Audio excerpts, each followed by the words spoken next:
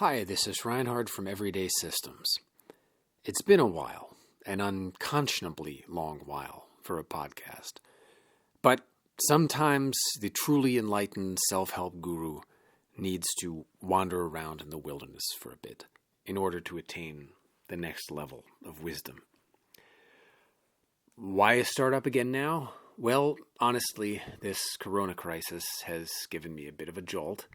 And though I don't have any specific advice to offer on that subject, I'm just as bewildered as anyone. I hope that maybe I can be helpful in my usual way, or my formerly usual way, by sharing thoughts on sustainable good habits. And with the big world around us falling apart, maybe it's more important than ever to get our little personal worlds in order. Today I'm going to talk to you about what to do when things get hard. Really, really hard with whatever system of self-discipline you're following. Say you've had some initial success with the no-S diet or shovel glove, but now you've stalled or are backsliding or find it's not enough, that you need to take it up a notch. The system I've come up with for this is really an amalgamation of two older everyday systems. It combines elements of personal punch cards, that system of keeping a daily punch list on of your tasks on a 3x5 index card, and audio didact, listening to and speaking into a recorder for autodidactic study. This combined system is called Mantrafication. It's a system for boosting other everyday systems by turning them into highly personalized mantras or slogans that you repeat to yourself over and over again, or more precisely, listen to yourself repeating over and over again. The process of mantrafication has 4 steps. I list them first very briefly, then go over each in greater detail. Step 1, reflect. Reflect on the difficulties you've been having with a particular system or issue. Step 2, write contract. This is how it's like personal punch cards.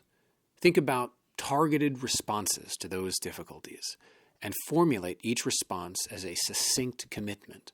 So you have a sort of written contract with yourself with about 4 to 10 of these commitments or articles of the contract. Each commitment should be no more than a couple of sentences. The shorter, the better.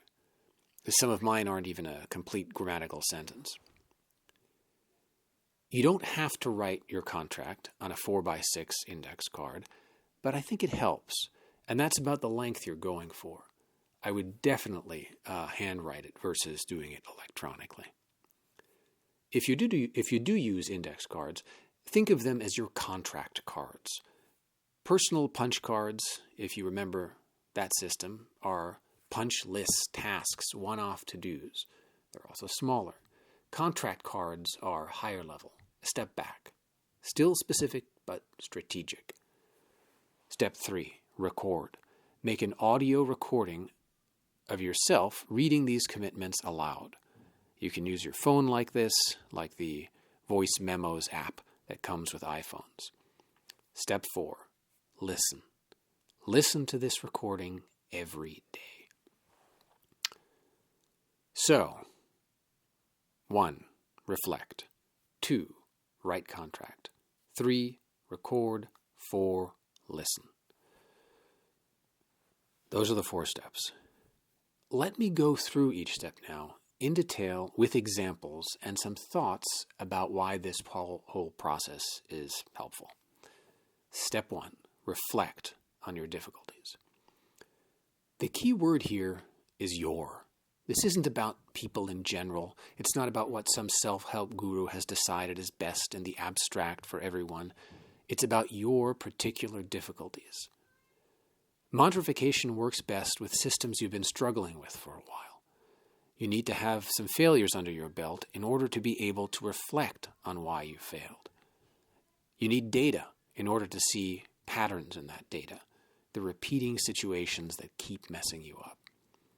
You might be surprised when you sit down to do this at how small this list of gotcha patterns is, that it's the same old handful of challenging situations that is responsible for the majority of your difficulties. For example, the everyday system that has given me the most trouble over the years is glass ceiling. This is my 2-drink-a-day limit on alcoholic beverages. I've been practicing this thing for about 15 years now, and it's been very helpful, but it hasn't been quite enough. One of my repeated challenges with glass ceiling is that I have that first drink too early.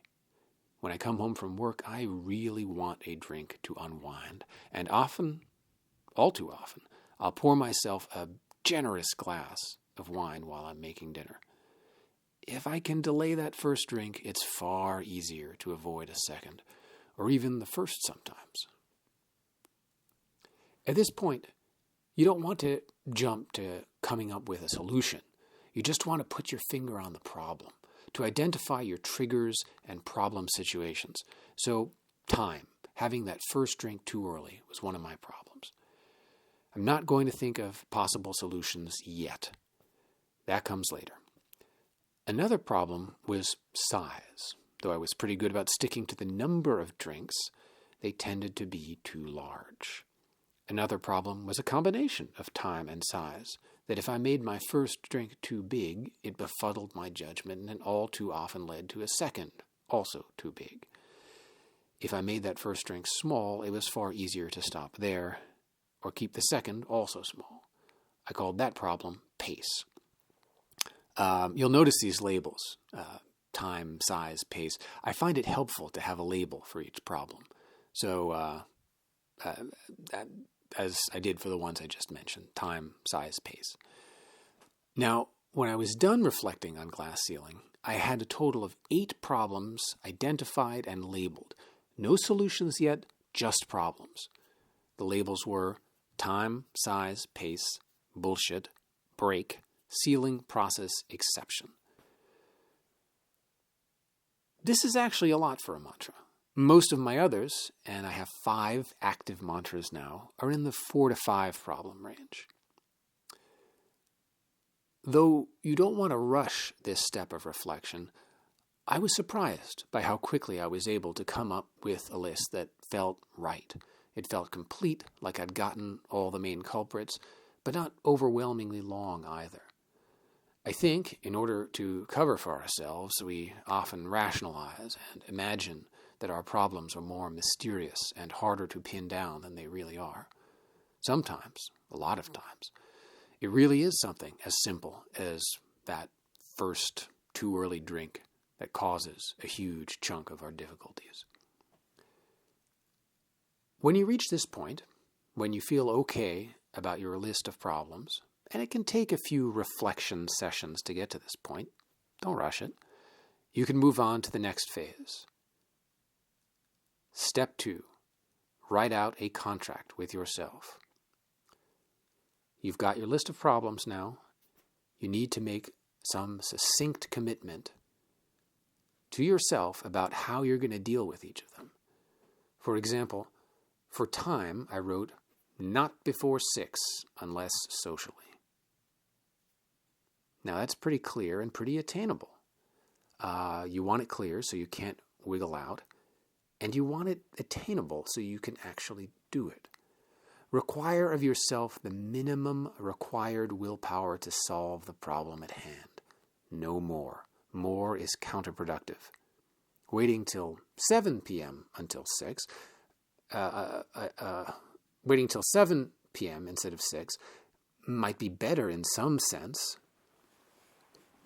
Waiting till 7 p.m. might be better in some sense than waiting till 6. But how much better versus how much harder? And if it's too hard, how much likelier am I to stop doing it, to fail? There's a concept in medicine called the minimum effective dose. Take less than this dose and you stay sick. Take exactly this dose and you get better. Take more than this and, the very best, you waste a lot of medicine. Maybe you even have a bad reaction and side effects start to predominate. A less ambitious goal that accomplishes just enough is what we're going for here. More is not better. More is worse. The minimum effective dose of willpower, of change, is what we're going for here. Continue going through each of the problems you identified when reflecting until you have a minimum effective dose commitment specifically targeting each of them.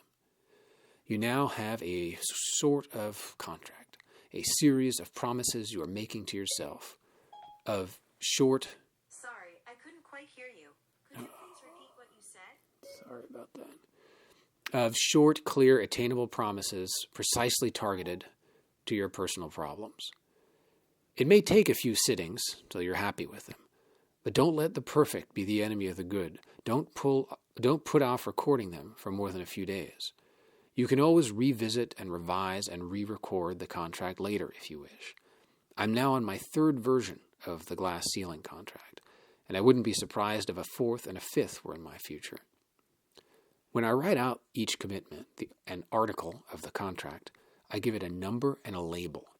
I generally keep the labels for the problems I identified during reflection attached to their corresponding commitments, unless something about the commitment, the process of how I'm dealing with the problem, is striking enough to make me rethink this.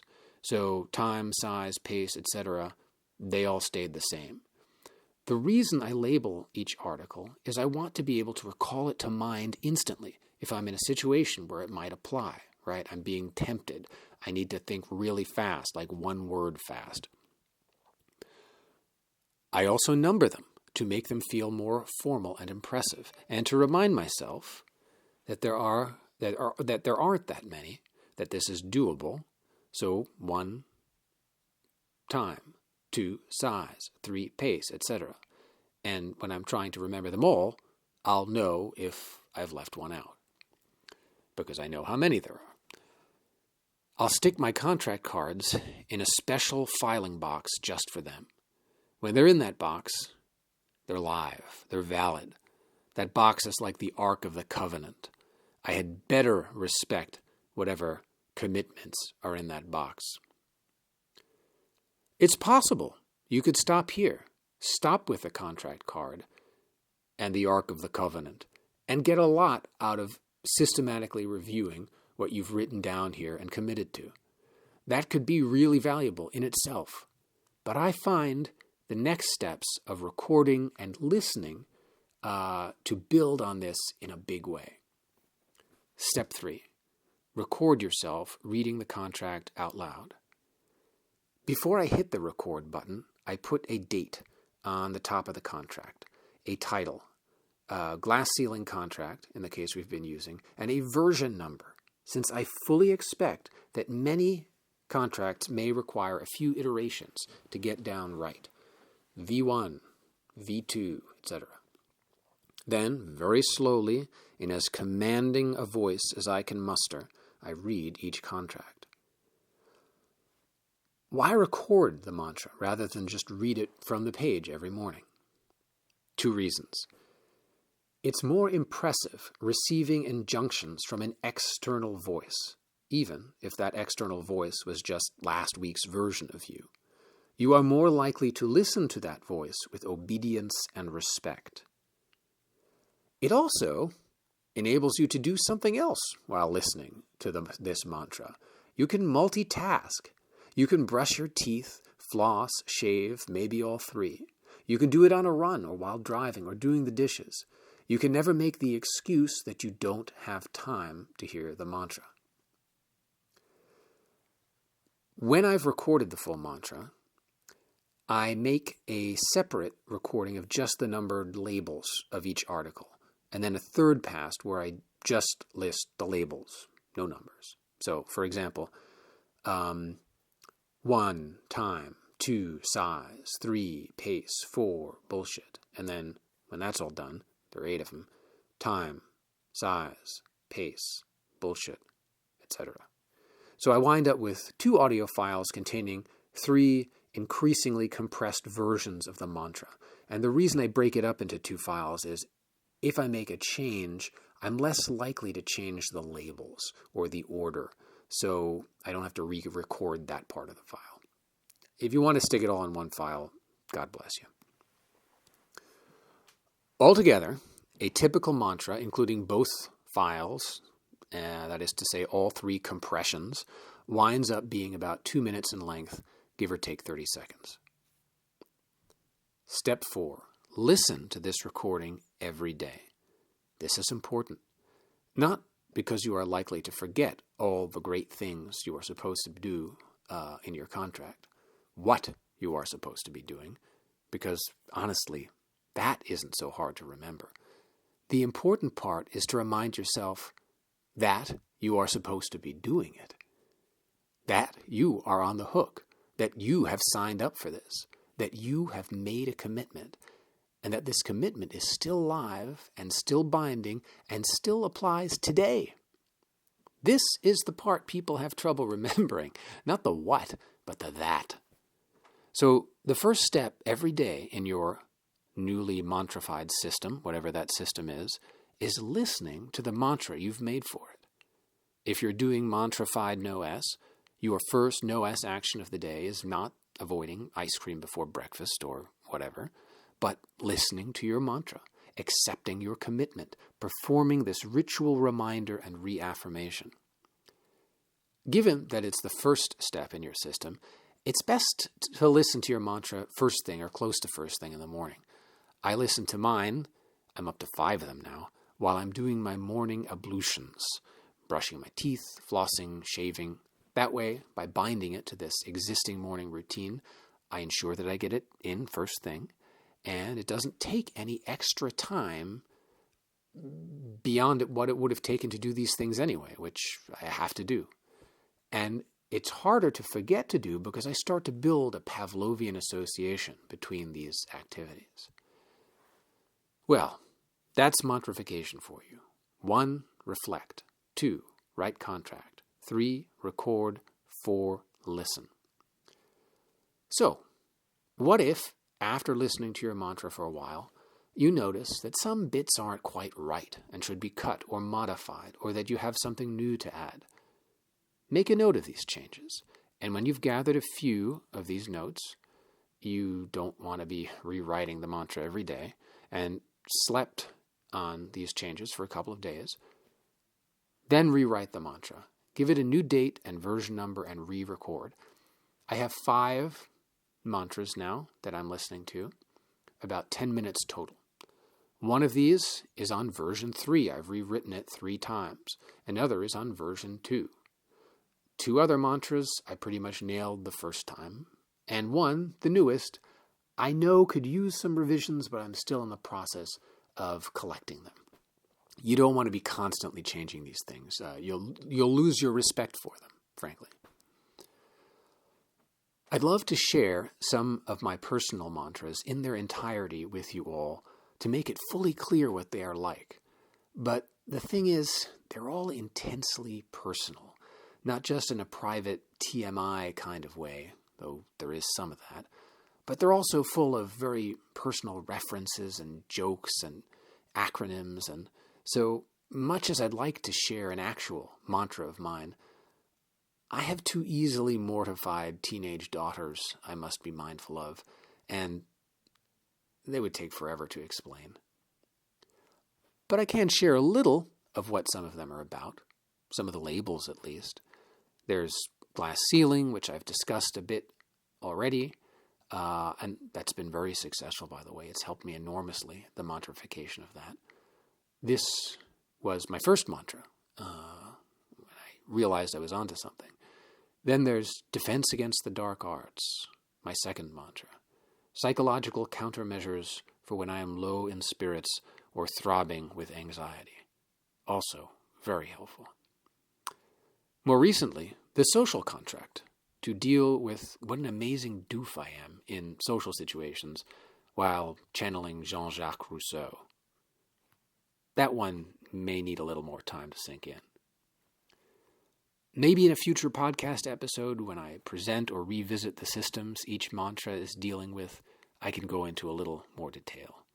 Maybe I'll be more daring then. For now, I hope this was helpful, despite my inability to share completely what I've been doing. please let me know on Facebook or the bulletin board, or if there are any other issues you'd like me to podcast about now that I'm back from the wilderness. Thanks for listening.